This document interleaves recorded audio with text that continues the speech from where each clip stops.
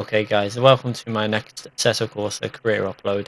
It's taken from the Lotus Evora Gtc N4 event. It's the last event within the Novice 4 series, and it's around Imola in the Lotus Evora Gtc.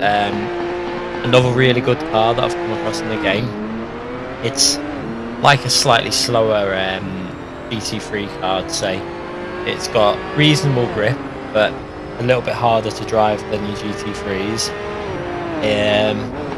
It feels really nice to drive again, sounds really nice as well when you're playing, and on the replays it sounds really good. I really like the similar track again.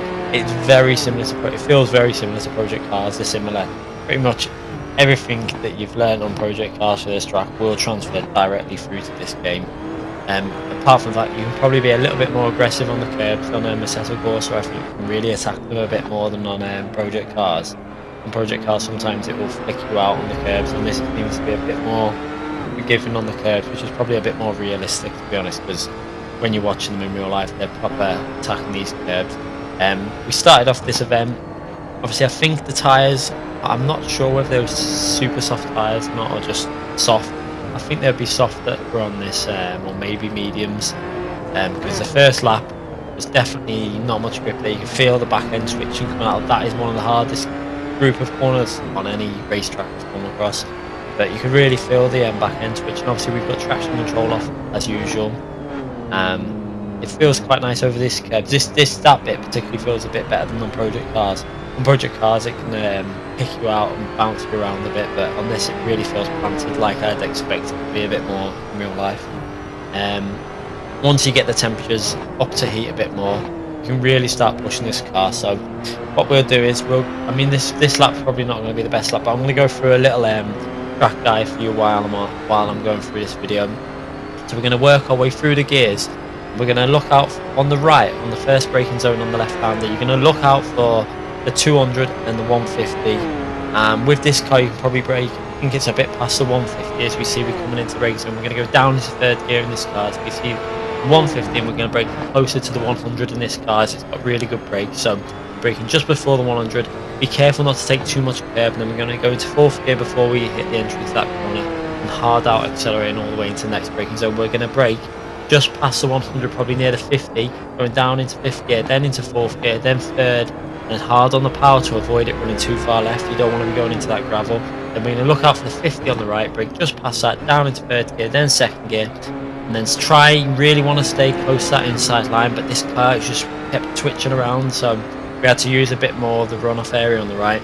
We're going to come into another tricky bend now where we're going to brake just about on the 50, going down into fourth gear, turn in nice and aggressive, and try and keep it tight in on that line. You don't want to run wide, and then into fifth gear, and then another this is the hardest bend. Stay in fifth gear, down into fourth gear, then third gear. Try not to be too aggressive on the downshift. Remember, always blipping the throttle, because if you don't do it, you're going to end up kicking the back end out and probably spinning it. We're going to come into another braking zone, hard braking zone, just past 100, in between 100 and 50. And we're going to go down into second gear, or third gear. We actually did that in. I think you probably will get a better speed doing it in second, then into third gear, but we stayed in third gear on that one. Then we're going to go down into another tricky braking zone where you're turning and braking at the same time, but this car you can actually straighten up because the brakes are that good.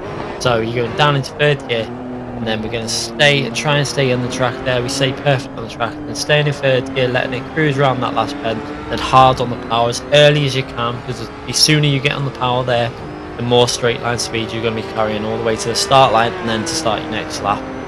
As you can see there, it feels very similar to Project Cars in my view, this track. I mean, to be honest, most of the tracks feel very similar, but I do prefer Assetto Corsa's physics. They definitely feel a little bit more realistic in my view. Race cars, they've got the grip there, but you can really feel the tyre heat, and like at the start of a race I really like the way it does the reduced tyre temperatures. So really liking this game so far, enjoying it. Just hopefully they'll add some more features to this game that we really need. Let's just keep on at them, keep giving them some tweets, etc. about what we want in the game. Thanks for watching anyway guys. I'll leave you with the rest of this video, and we'll be back soon with another video. I'll probably try and do maybe a hot lap, hot lap, or maybe might try and do maybe a setup video soon as well for a car. I've already got a GT2 Ferrari GT2 car set up to do a low 180, possibly a 2 minutes 17 218 around Spa.